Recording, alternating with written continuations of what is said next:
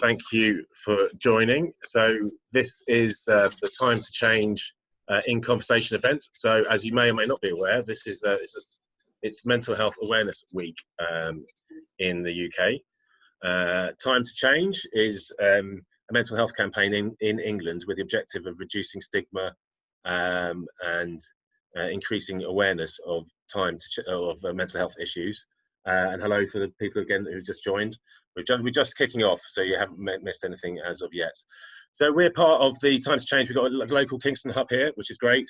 It's kind of been, in conjunction with the council. I think this has been set up and supported by the council. So we're we've got this resource locally. So we're really trying to build awareness in Kingston, and arranging events like this has been well, it's great. So I'm really happy to have Persephone and the team helping us out here. So I'd like to start with a general health warning. So we will be talking about serious and sensitive topics, and as we don't know your mental health background, of course, or how you're feeling at any given time, we need you to be aware that we are going to be open and honest and talking about some, our own personal mental health issues. We don't know exactly where the conversation is going to go, so please be very aware about your own personal vulnerability, if I can say it, and we need you to pay attention to how you're feeling at any given point in time. So if you do feel anxious or distressed, please feel free to log out, take a break for as long as you need. You can, of course, rejoin at any time. If you need support, then there's always, people have heard of the Samaritans, they can be contacted on 116123, or you can text SHOUT to 85258, and Persephone has helpfully posted that in the chat. So thanks for that, Persephone. And there's lots of other local, mental health organisations in Kingston, more broadly for people who are suffering. So, but hopefully, we hope you're going to, take something from this meeting, find it useful, informative, entertaining, even.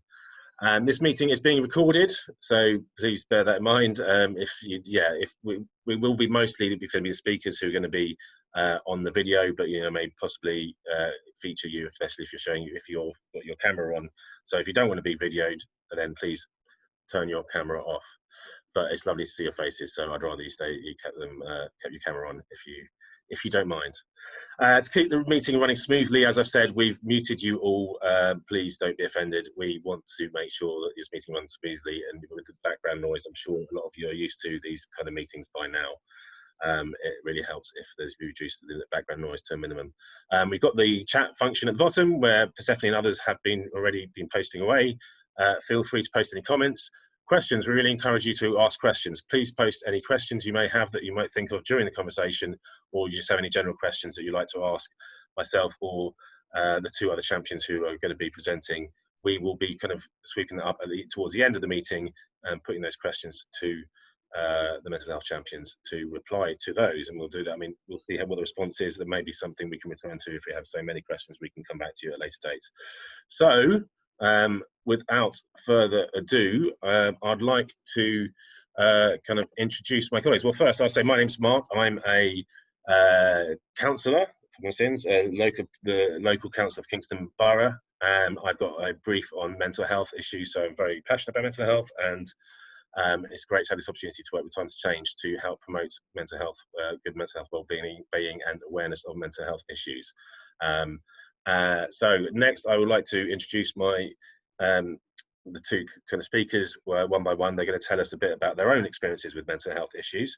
So first we have Tony. Tony has been a mental health champion for 2 years with Time to Change. So as a mental health champion, he's doing events like this, building awareness, reducing stigma. He's a member of Health Watch. I think I noticed someone writing Health Watch in the chat function. We might have someone who's with Health Watch on this call, so lovely to have you here. Health Watch, they are providing independent voice for those users of mental health services, all health services, whereas Tony's got a particular focus on mental health issues with Health Watch. He's also a counsellor, different to my kind of counsellor, the counsellors that listen to people, as some people might say we don't listen enough and talk too much, but anyway, that's another story. But he's a counsellor, and he's managed to carry on working during the lockdown, speaking to people, helping them with their own mental health issues and other issues. So Tony, I'd like to pass it over to you. If you can give us a bit of a background about your story, please. Thank you very much. I'll just make sure that people are hearing me okay and get a few thumbs and things. That's good. That's good. Okay. So my story. So for 30 years, I worked in the public sector in London, and about 2011, the austerity narrative started to walk in the public sector, and my organisation, like other organisations, started to look at how it could trim its staff budget. So the organisation started putting around packages to offer to people to encourage them to leave. And I considered, for the amount of time permissible, really, it was done at quite a pace, I would have to say, what my options were, and elected to go. So inside all that, there's a thing about, you know, where all this is heading, an estimate about what the offers might be in the future. You can kind of gather the kind of calculations that one does in those places and times. Well, okay, I chose at that point to leave the organisation, and at that point, I suppose, I realised that you need to be careful sometimes what you wish for. So whilst the package left me financially secure, I discovered that a whole lot of my personal identity and my mission in life were kind of wrapped up in what I did for a living, which you might say, well, why didn't I see that coming? I think there's a thing about what you consciously think and then what you actually feel, and that got into high relief for me. I was thinking this morning about right at the end, probably my last day, I said goodbye to a few people, and a colleague, a work colleague of some long time, said, "You can't go." A lot of us, about 150 of us, were going all about the same time. And I said to her, "Dawn, I'm not dead." But actually, at that moment, I felt a really impactful thing. The reality was I was dead, to all intents and purposes. Those were people that I was not going to see again. Those were conversations I was not going to have again. That was a purpose in life that I was not going to share. I was never going to go into those buildings again. I was never going to be that person in those meetings again. And that had pretty much been my life up until that point. So that kind of as an indication of where that was going to take me. Reinforced by things like a termination letter. These things need to be better worded, really. But led me to a weekend where I don't know, a good metaphor might be, I don't know if you've ever seen like a PC try and boot up and it fails and it tries to reboot, and I spent about a weekend not being able to get out of bed, not being able to function, actually, with my mind just going over and over and over the same processes over and over again. And by the time we got to about Monday, the world was a very different place and I was a very different person. The world was a grey, joyless, pointless place. Another metaphor, I think, it felt as if, and I'm not a driver, so you have to imagine this one, I was in a motor car with my foot jammed fully on the accelerator and a handbrake fully applied at the same time. So stuff was screaming away in my head and I wasn't going anywhere. I used to walk around my house, my empty house, because my wife was still working, my son was at school, making cups of tea, which I'd let get cold. I'd leave the tap running. I'd look out the back window or go out for a walk and not see what was there. So that was a pretty dark existence, and that just went on and on. And after a period of time, I started to think that if this was my existence, this was not an existence that was worth having. And I started to think that it would be attractive not to carry on living anymore. And at kind of that point, I thought it would be pretty important to go and find some help. Now, I think probably things got worse from that point, because the local mental health system, first of all, bumping into my GP, it's a bit of a lottery, kind of understood how to fix a cold, fix a cough, didn't really understand mental health. He referred me to a system which took me to a place where Tolworth Hospital, where I found myself in large groups of people, 60 or 70 people, being given lectures on stress reduction, and thinking to myself, is this what you get? Is this really what happens to you when this sort of thing happens? And from time to time, the consultant would say, turn around into groups and talk about what you've just heard, talk about what it means for you. I remember thinking, it's really, really uncomfortable with this. This is not how this should all be. So I should point out that I'd been diagnosed with severe depression, anxiety, and suicidal ideation. What did work for me was to, by accident almost, come across a social enterprise a friend of mine was starting up called Rise, which is a peer recovery organisation. And the difference there was that there was an absence of hierarchies, that people were on a mutual journey with other people who had shared experiences, and the difference between that and the state provision was really quite stark. It also started to give me thoughts about what my purpose might be, and my purpose might be about well-being and the well-being of other people. And it kind of started me on a process which has turned out to be the person that I've become today, which has a different purpose, different mission, different motivations, different values, those kind of things. So you need to then think about the themes for today and for this week. So we want to talk about stigma, and we want to talk about the stigma because we're talking about time to change, but also to talk about kindness because it's Mental Health Awareness Week, and the theme for mental health awareness is kindness. And the couple of things that I would offer into this space from my story is that stigma can be a thing that you apply to yourself as much as it can be received from other people. I think that there's a whole thing about, okay, you know, the economic circumstances, the leadership at work, etc., how the process was run contributed to my poor well-being. But other things that I did was I socially isolated myself. I blamed myself for the choices that I'd made. I was unable to accept them. I couldn't reconcile them with the person that I was and the person that I'd become.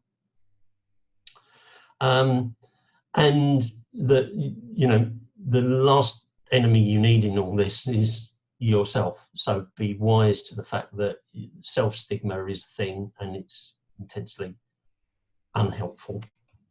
And in terms of kindness, I suppose I'd volunteer that kindness, it's important to be kind in ways which are helpful to the person who needs it. So offering solutions to people's problems is obviously sometimes not the help that you particularly want to receive. And actually, what you want to receive can be very simple things.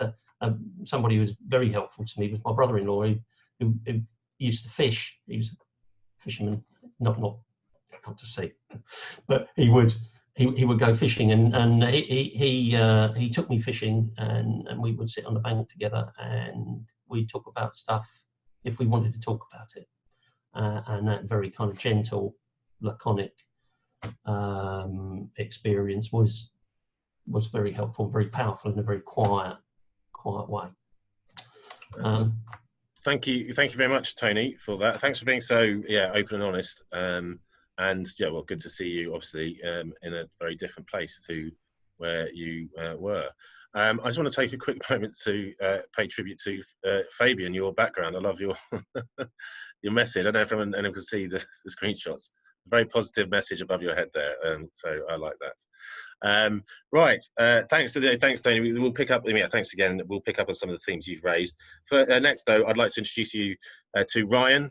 Ryan is a new-ish mental health champion. He's come on board with Time to Change. I think it was back towards the end of last year. He's got many strings to his bow. He's a teacher, private tutor. He's set up his own company, a branding company, which he runs. And I'd like to invite Ryan to share his story, please. Thank you, Ryan.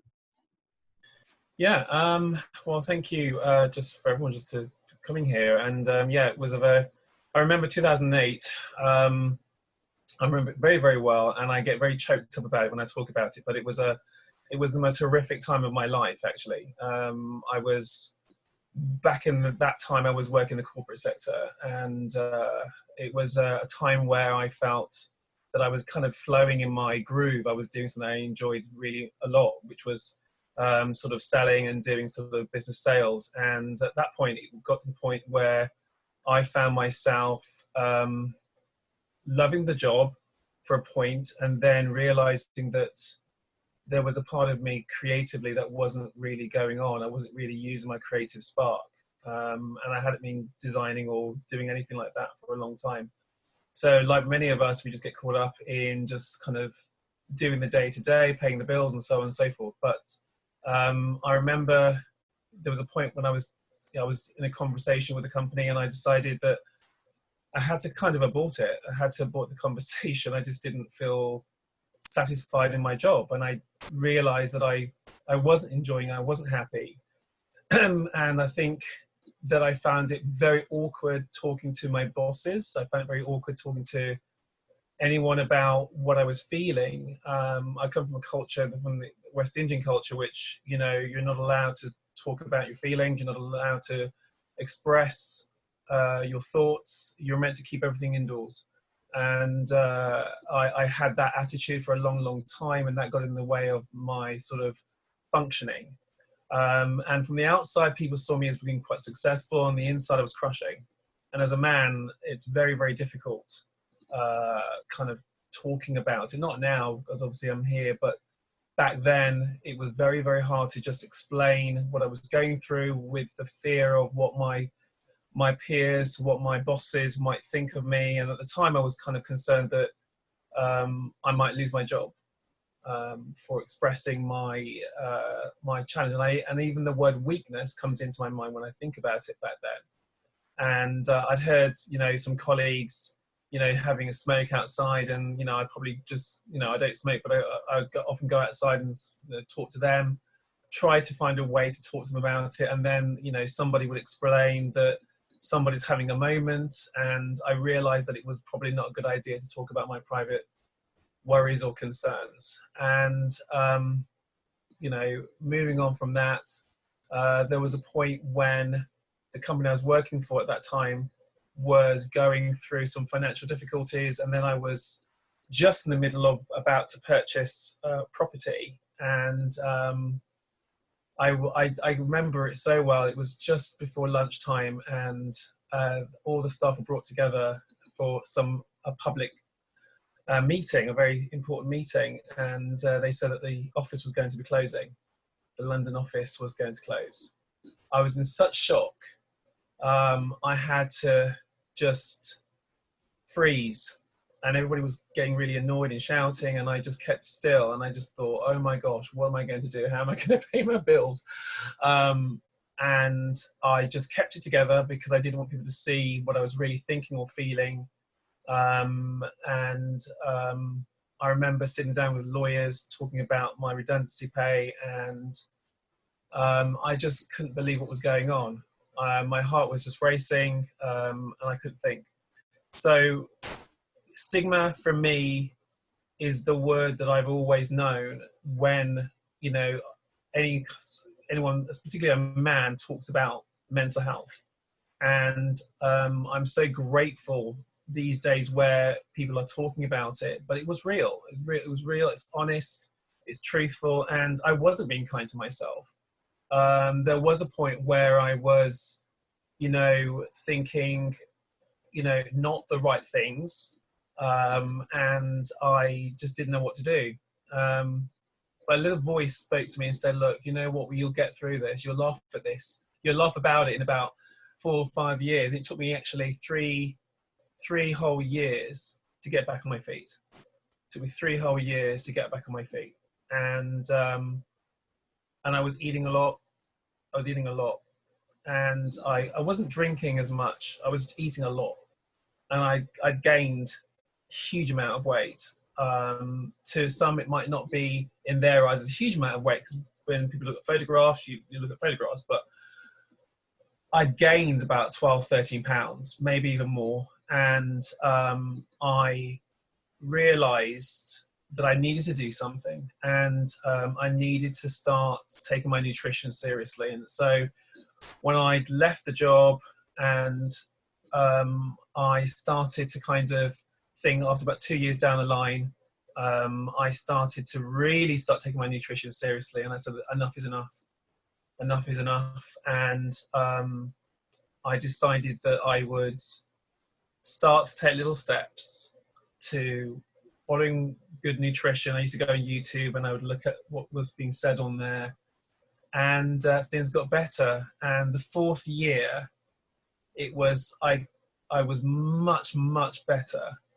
And now today, I can say that I'm a very proud advocate of supporting men, particularly men, because we don't talk about the big issues that matter when it comes to our mental health. We spend so much time in the gym or whatever, but we don't seem to spend a lot of time in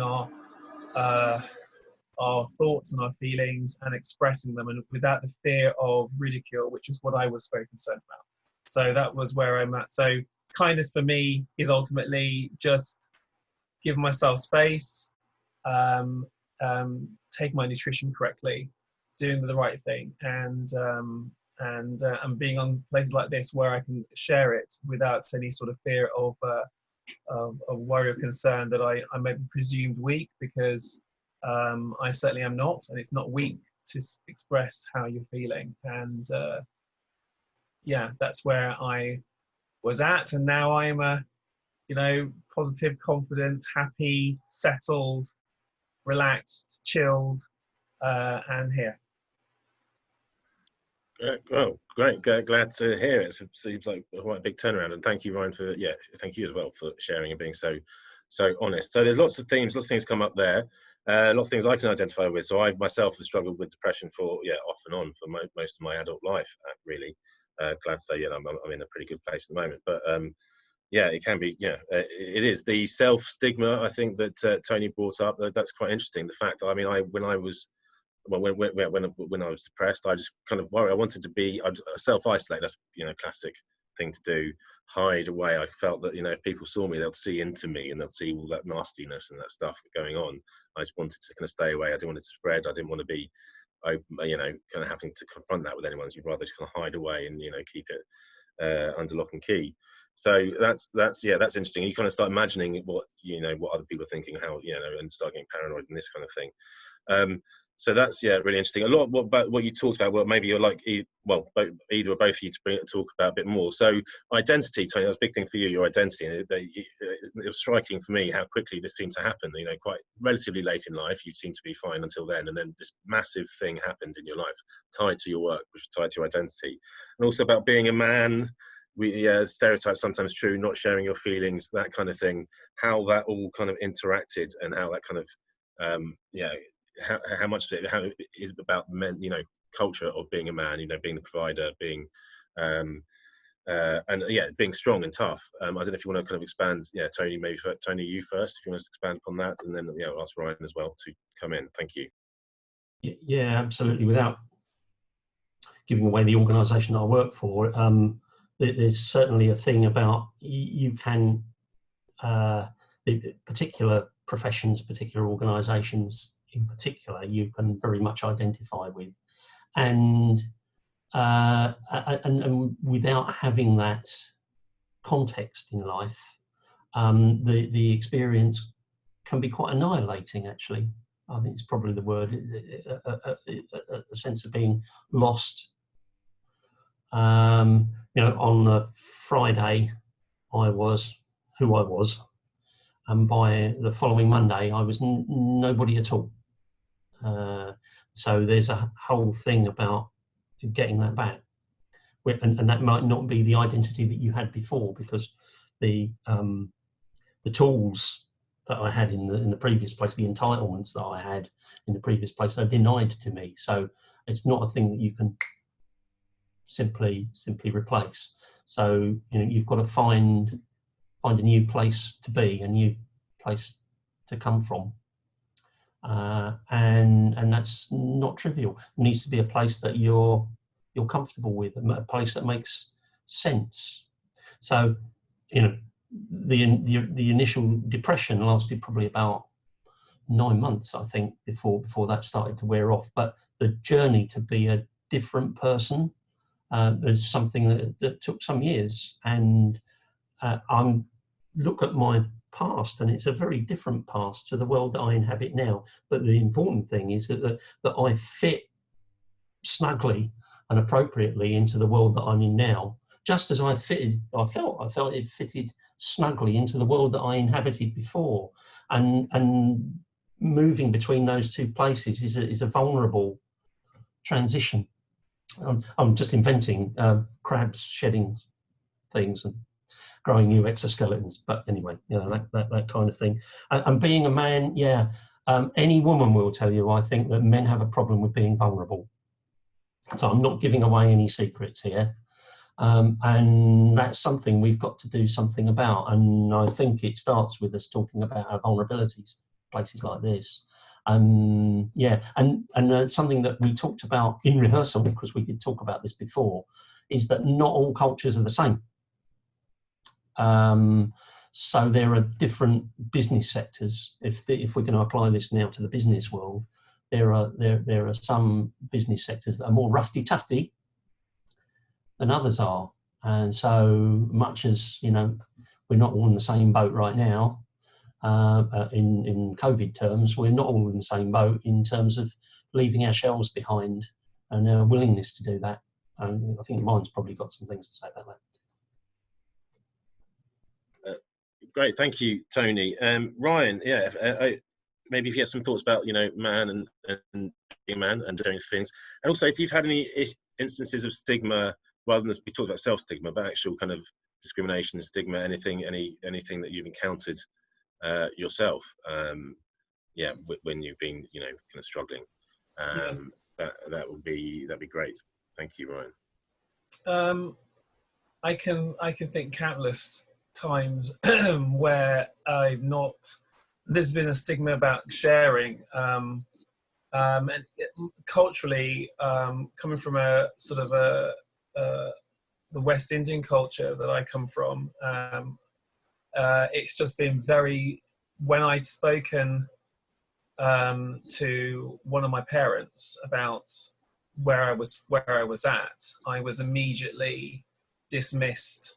And it wasn't in a harsh way, but it was just, it was almost like, what is going on with you, and I felt quite helpless. And I've never forgotten that feeling of feeling like, well, I don't want to be a burden to anyone, so therefore, what's the point?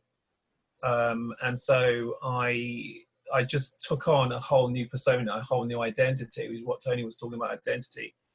And I just threw myself into work, because work was always a way to distract. It was a great way for me to distract. I was traveling constantly. I was flying, jetting here and jetting there, doing meetings, getting the deal, coming back, getting the sale, whatever. And, my directors will be very, very happy with me. And I felt really pleased for about 20 minutes. And then after that, I would just sink again. I found that the moment that you say that something's not okay, I just look at their faces and expressions. I've said it even in education. When a dear friend of mine had passed away, I couldn't cope, and I went through a very horrible time there. And you know, in schools it's slightly different because we talk about, you know, well-being. That's become the buzzword in schools.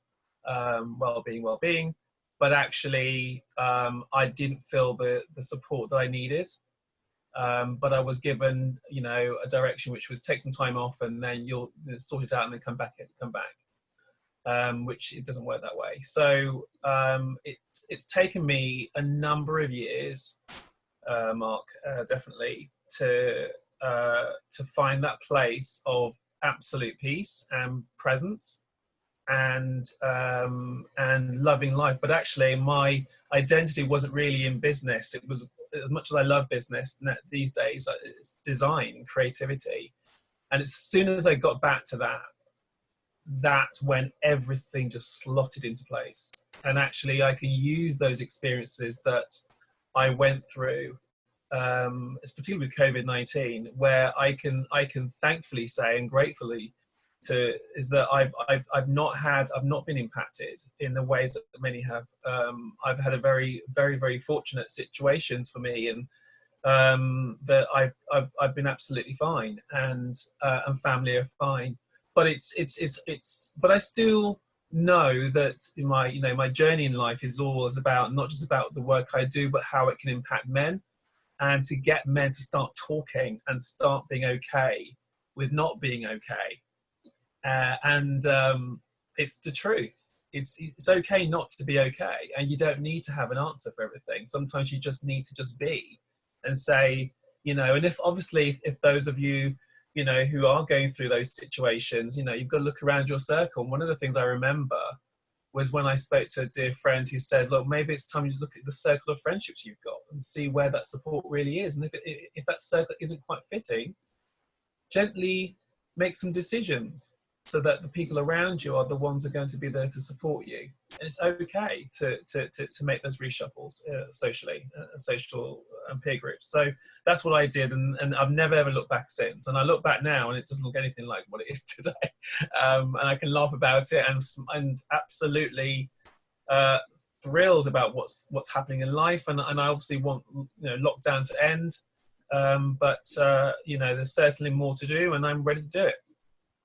Excellent. Thank you again, Ryan. And again, very ending on positives, which is great. Thank you. So yeah, it seems to me there's I can relate to a lot of that. I mean, you both kind of found yourselves in difficult situations, and just tied up with identity, meaning, purpose. It sounds like you now got purpose. The thing is, we're all going to go. I mean, I guess you can't just get a purpose just like that. It's also when things aren't going very well. It's how we react to them. And then, I mean, I guess we didn't. I mean, from my own perspective, I think depression is something that I've got to be aware of. I don't know. I'm not a psychologist. I don't know. I don't think it's black and white, but there's definitely people. I'm definitely someone who has been prone to that, and it's managing it that I was very, very bad at, which made things worse. So when you find yourselves in those tricky situations that we all do, it's how you respond to that and you're dealing with that, and that can because to get you through that, to get you out the other side to where a better place in your life. But I certainly did some very self-destructive things over time, and getting the help. So yeah, that's the thing. When we don't deal with, when we shut up. So Ryan, you talked about avoidance is another classic one. Tony, you talked about self-isolation, avoidance. Not having to, no, he's not even facing it. And you talked about kind of getting help from other people, and I think people really do struggle. When you're saying, "Oh, well, I'm not okay," people, professionals, doctors, you can go to lots of them. They with the best, they might have the best will in the world. It's not always, but most of the time, I'm sure they want to do their best, but they just don't know. Especially haven't been through anything like that, you don't know how to deal with it, and it's really hard. But I think for any advice out there, in terms of, we can move on to kindness now. For me, luckily, I've had a supportive family. I mean, I've treated them appallingly over the years because of my depression, and it's luckily, I mean, I didn't no long-term damage, but I had that support ultimately, and it's when I did start opening up to my friends, I was like, wow, this is great. I'd lost my friends for many years, and I started opening up again, and they were there. I was like, oh mate, well, that makes loads of sense. We thought something was wrong with you, and I felt so much better just for having done that. So yeah, if you want to kind of talk about kindness, that's the theme for Mental Health Awareness Week.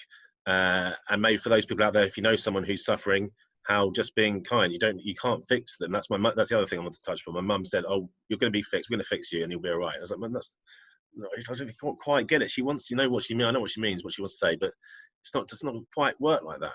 You know, I just got to, you know, it's managing your health. It's not a sliding scale. But anyway, I've done, yeah, enough talking for me. If you want, I know Tony or Ryan who wants to talk about one. Yeah, Tony, if you want to, go and take up on that. Thank you. Dimensions to it, really. Kindness to yourself and kindness to other people. As a counsellor, you learn about self-care. Looking after yourself takes work, especially if you're looking after other people, actually. But generally, you know, one of the things we all need to take on board is to prioritise our well-being and the well-being of people around us, and that's something about values, and that goes wider if enough of us do it.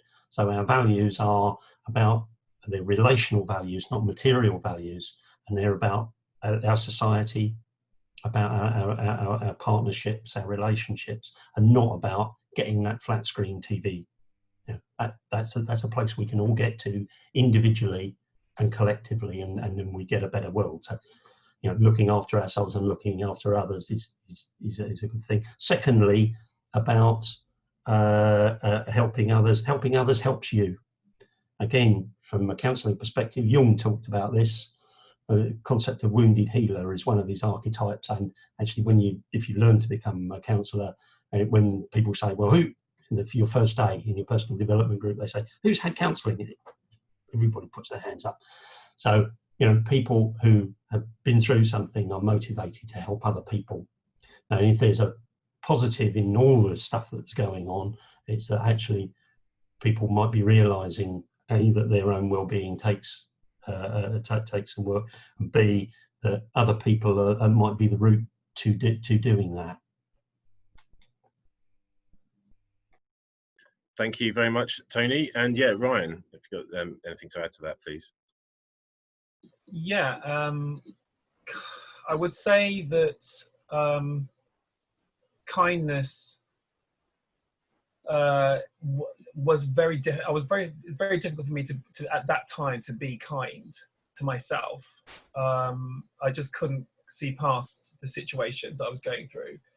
But I think when I started to really begin that process of looking at myself and slowing down, because I was racing at such a speed in my life, racing, and also almost using busyness as a way to cover up what I really was going through. And so the moment I could stop and just be, that's when everything started to kind of come out of me, and I started to get really upset and all of that. And it's okay to cry as well, because, you know, we're human. But certainly I think I knew the moment I started to just take the time out for myself, start to look at what was important to me. Was it just the work? And I realized it wasn't. It was all about reconnecting with myself, where I should be doing, what things I should be doing. And I actually got in contact with my old university back then and asked them what I was good at. I thought it was ridiculous, me asking what was I good at, and they said, "Well, you're a designer. You've always been a creative. Go back and do that." I did, and things just began to change. And I think also using that in the community sense, obviously being a time to change champion, goodness me, came at just at the right time, because I knew I needed to do something for the community, and giving back is so much more rewarding. And certainly what Time to Change Kingston are doing, as well as on the national level, is incredible. And we need more champions to champion these sorts of things. And I think that having the community and then doing work, they're the two things that marry very, very well together. And so I would always say, you know, find what you're really good at, go back in, deep dive again, look back at what you're good at, figure out what it was that you just sparked you every single day, and then do that. And that's what I do. And I can say that, you know, not everyone can say that they love their job, but I absolutely love what I do. And it's not a job. It's like breathing. So, and everything else just works. So, yeah, certainly. And being kind to myself, absolutely. I'm always being kind to myself. Maybe drinking a little bit too much wine, but that's about it, you know. Thank you very much, Ryan. Yeah, very interesting. I mean, I'll look to kind of wrap up the kind of in conversation section shortly, and then kind of bring in questions and comments. But what we did touch on this before, the kind of being kind. So anyone out there, if you're not sure what to do, just kind of checking in on someone, asking how they are. You know, are you doing all right, mate? And then actually meaning it, rather than how we tend to say, "How are you?" Fine, quick away, straight away. I'm fine. How are you? Fine. As just a substitute for saying hello. You ask people, and if they say they're not fine, you kind of like panic. It's like, oh no, I don't know what to say now. Well, at least the weather's nice, and then you kind of run away. But also, so I wanted to tie it in with kind of lockdown. We touched on this. Now I'm kind of speaking to people and saying, how are you? And people are actually telling me how they are on the phone. And you kind of like, feels like, you know, you're actually asking people and they're kind of meaning it, because, you know, we're all in this situation, and hopefully that's one positive out of lockdown. But I would like you to share your thoughts about lockdown, how you find yourself coping, to kind of share from the insight of someone who has had mental health issues. I suspect a lot more people are thinking about their mental health now, with all this time on their hands and being alone. So they might, a lot of people will benefit from kind of the advice of, you know, people who've kind of been through it already. So I know, Tony or Ryan, if you want to talk about lockdown and your experiences, please. Who wants to go first? Right, Ryan just put his hand up just before you, Tony. Ryan. I think lockdown for me has been very strange. Just a very strange time, where it's not just, you know, a few people, it's the entire globe. And so putting it into that context, it took a few days to kind of really sink in that this wasn't going to just go away. And I was refusing the idea that it was only going to be more than, you know, a couple of weeks, and then we're back to doing what we need to be doing. And I realized after, you know, the moment it really hit me was when I went to the stores and I saw nothing on the shelves. That was a shock. That felt like a big movie or something. Like, you know, I just couldn't understand what was going on. And then a bit of worry came in. And I've never really been like worried at that point, but I really thought, well, what is going on? And I was looking at the news, and so I started to make decisions that I wouldn't dedicate more than 40, 50 minutes of time a day on the press and then move away from it, because I felt like it was feeding too much of my fear, and I wanted to get fearless. And, you know, that's one of my own personal core values, is that it is to be fearless, and to see and know what fear is, but then to make some decisions about staying clear of that. But certainly for me, you know, lockdown has, I haven't felt overly vulnerable, but when I do speak to other sort of friends and family, vulnerability starts to rise up in me, and I start to feel worried about what I can't do anything, and the frustration of not being able to do anything is really difficult. So, but other than that, you know, coping wise, I would say I'm all right. I'm good, but I'm concerned about what happens, you know, post lockdown, and also just getting out, meeting people. But I have been, you know, talking to neighbours, and everyone's talking to one another, and I like that openness. It's allowed me to slow down a bit as well, because I've always been kind of racing about everywhere, so it's forced me to slow down a bit. But you know, that's where I'm at. Thank you very much, Ryan. And Tony, how's your experiences in lockdown and how you coped? I mean, one of the common experience I have with Ryan, and probably with everyone here, is making efforts to maintain my connections with people, and I'm doing a lot of that in the way that I'm doing it now, actually. So the words unmute have appeared quite a lot more in my lexicon of conversations than it used to, and also geography seems to have become irrelevant. You know, the people that I'm seeing regularly are people in Perth, in Scotland, and in Doncaster. Compared to the people that I used to see, which is slightly strange. I have to say that I'm very fortunate that, you know, I'm a middle-class, cosy person, and my wife and son and I all get on well, given that we're all in the same context. And of course, that leads us on to the next question. We can't see each other's experiences. Brilliant article by Stuart Lee a little while ago. It's kind of had a picture of him in a bunker with a brick taken out. You know, we can only see this little square of existence, and so we can't really see what's going on in other people's lives too well, and what the big picture is. So if we're talking about what we do to maintain our well-being, big fan of a thing called the 5 Ways to Wellbeing. Funnily enough, it's a kind of government-sponsored thing from about 15 years ago. But the principles of the 5 Ways to Wellbeing, which of course you can never remember when you mention them, but you know, give, connect, learn, take notice, etc., etc. You know, they're good stuff. And a little life audit about what's going on for you right now, and have you got a good spread of those things in your life? A good investment, I think. Yeah, thanks, Tony. Yeah, it's interesting. I mean, without wanting to sound glib, I think I can't remember if someone mentioned it, but it was mentioned that people who suffer from anxiety and depression, you know, are this is what we've been waiting for. We've been waiting for the end of the world all our lives. Now it's happened. Now we're like, this is where I was supposed to be. I can cope. So there's obviously a very serious issue. But the fact is, having been through, and luckily coming out the other end, it can prepare you and, you know, get the routine and the things you need to do. But this is something that's going to affect lots of people in their mental health. So on a positive note, I hope that this will make people more aware of their own mental well-being, you know, that we all need to look after ourselves and each other, you know.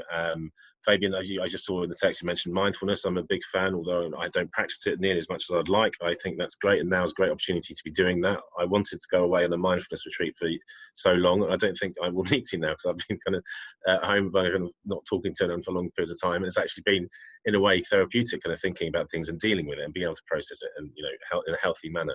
So thank you very much, guys. There's been a couple of questions coming in already, and we've just got another one in.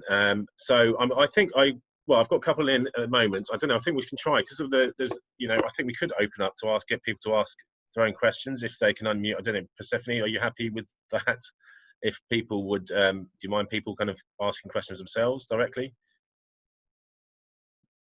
But you can think about that. You can text me. Sorry. Hi. Yes, I think that, can people hear me? Yeah. Yep. I think that if people put their question in the chat, and then you can ask that person. So, for example, Emily had a question, then she can ask the question if she wants to. Yes. You can unmute yourself to. Yeah. Well, yeah, if you want to. So is Emily, I can't see the name, is Emily on the call at the moment? She can. Emily, are you there? Do you want to ask your question? The one that I've got sent through to me about COVID-19 and changes. So if you're happy to, so you won't be able to hear me because it's okay, right? I've just got your message. Sorry. There's lots of noise in the background. Emily, don't worry. Emily, your question is to Tony and Ryan.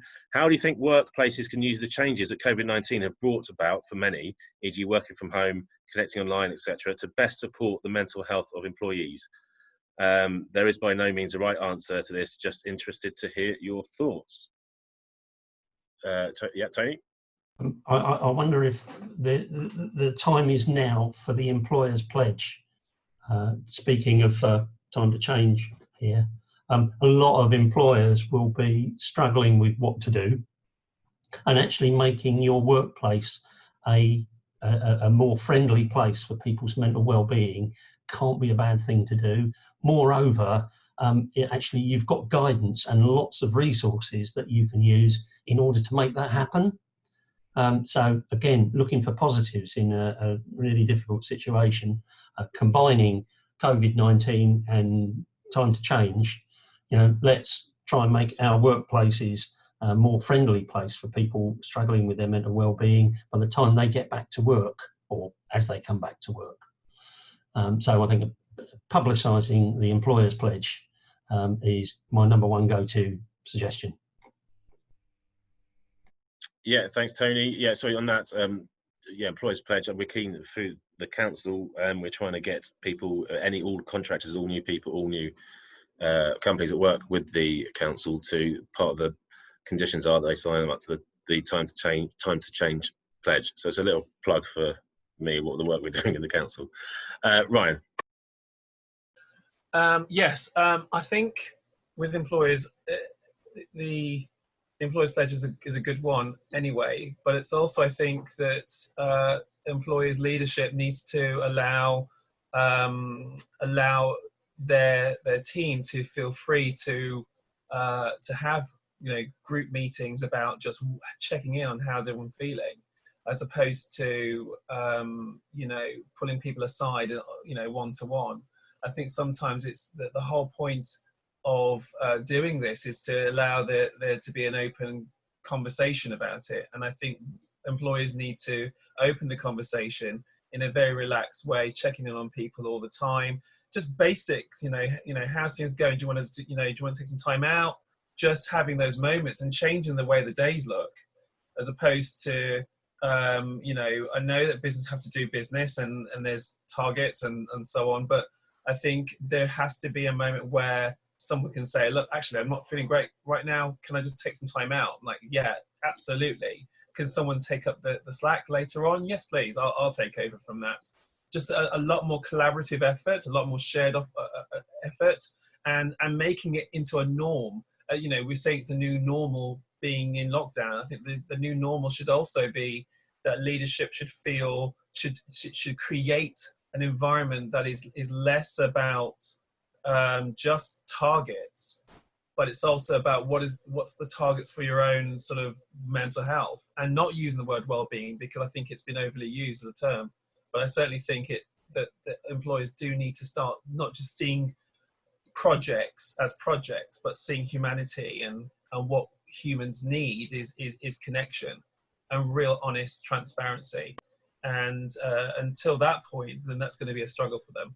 And I think employers need to start to realise that they need to take their staff very seriously, because physical health and skill set are important, but emotional health is absolutely important, more than ever.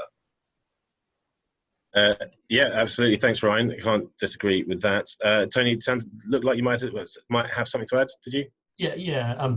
Just to observe from the kind of top-down picture, that there are certain countries around the world that are now prioritising well-being over GDP, and interestingly, countries that are predominantly led by women, just mentioned, and the prospect of seeing that cascade through societies and to spread through societies would be a really rewarding thing to see. Yeah, thank you. Sorry, very quickly, Emma's just posted you're going to be leaving shortly. Sorry, I was going to pick up on your. Well, thank you very much for logging in. You've had a comments, straight question about self-destruction compared to self-stigma. I'm going to bring that up now.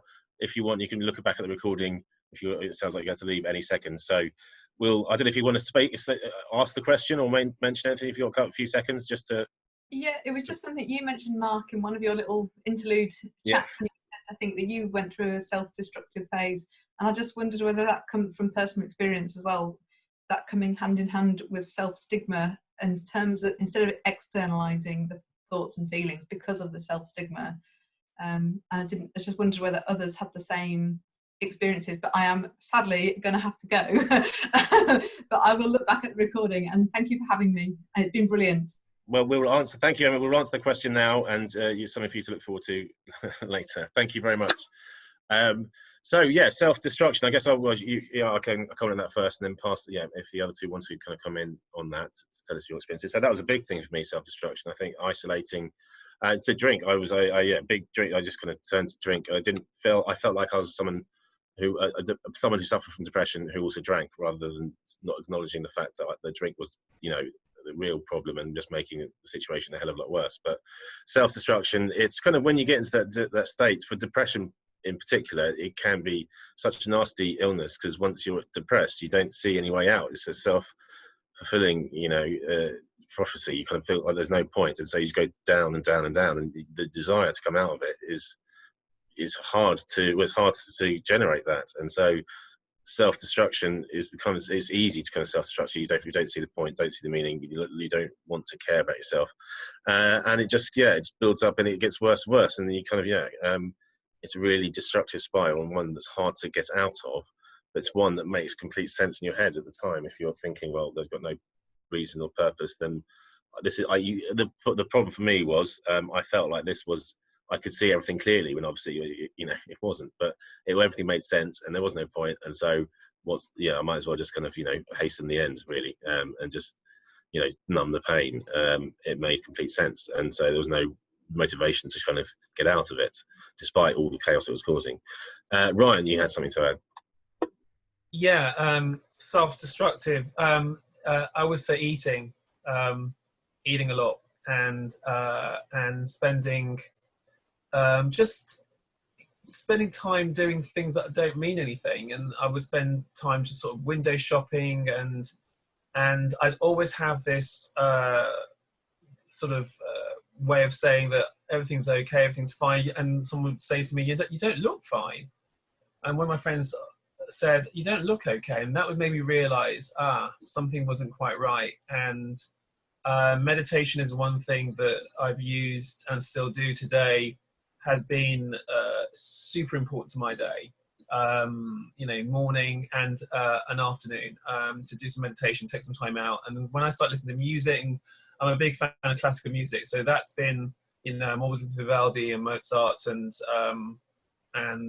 various other classics, and just that alone just changes me, and it's made me so much more positive in outlook. Without music, without meditation, and plus combined with nutrition, and also talking, and with selective friends that I have, then that was when self-destruction was awful. It was just going down, down, down, down. I couldn't see the way out, and also having huge amounts of headache, and just feeling out of my depth. And it was only to the moment when I just started talking and just letting go, was actually, and letting go, what I mean letting go is just, crying, letting it all out, not, and when I did sob, I remember it very, very well.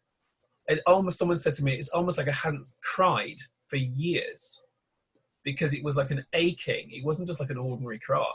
It was like I don't know what an ordinary cry is, but certainly really gut wrenching. And after that, I was absolutely fine. And even when I go through challenges, day-to-day challenges, it's not the same. It's completely different. But certainly now I'm always aware, I'm always consciously checking in on myself and saying, am I being kind to myself today? What am I doing differently today? And that's so I'm asking myself some questions. And if those questions are ticked, and then ultimately in a positive way, then good. If they're not, then I question, and I pull back, and I take some time out for myself and set aside time in my diary for just myself. Well, on that, so you may have covered a lot of it, but Fabian has asked you, Ryan, what your top tip is for managing anxiety and depression. Sorry, Fabian, I'm going to ask you to ask it. We just need to be very quick. We need to kind of wrap up. But if you could, Ryan, your main tip, if you can, fairly quickly, that would be great. To deal with, I guess, I would say that I'm not sure how to frame the answer to that question. I would probably say that it's more a case of that dealing with stress is taking time out, give yourself a day to yourself, because we spend so much time being busy, morning, noon, and night. And I had to take a week off, actually, just to do the opposite to everything I would normally do, because we're creatures of habit. To change the habit, then you begin to change. Thank you very much. Very wise words. I'd like to thank everyone. I think that's kind of all we have time for. We could carry on talking and getting your thoughts and opinions for a lot longer, but we need to kind of start wrapping things up. So firstly, a big thank you to all of you for tuning in. We are looking for more time to change Kingston champions. So like Tony, like Ryan, people who would like to take part in events like this. If you are interested in finding out more, there's no commitment. You don't have to do anything you're not comfortable with, but please do contact Persephone, who's been ably monitoring this discussion. She's been posting information now in the chat function about how you can contact her to sign up or to find out more about being a mental health champion. Again, just kind of to check in with everyone. If anything has upset you or brought back feelings or made you feel uncomfortable, then again, we will reflect to you to kind of just make you aware of the services. Samaritans and Shouts details have just appeared in the chat function again from Persephone. I hope you found this interesting, enjoyable, useful, educational, all the above. I'd like you all now, if we can just unmute ourselves, just to thank Ryan, thank Tony, thank Stephanie in the usual way, and then I'd like to wish you all a very pleasant day and rest of lockdown. So thank you very much, everyone. Thank you. Thank you very much. Thank you. There we go. Cheers, guys. Thank you very much, and we'll welcome any more comments or feedback. Please do post in the chat function. All feedback gratefully received. So thank you very much for tuning in. Look after yourselves, look after each other, and we'll hopefully see you. There's a lot of other events going on. You check them out. We'll see you again soon. Thanks, guys. Ciao.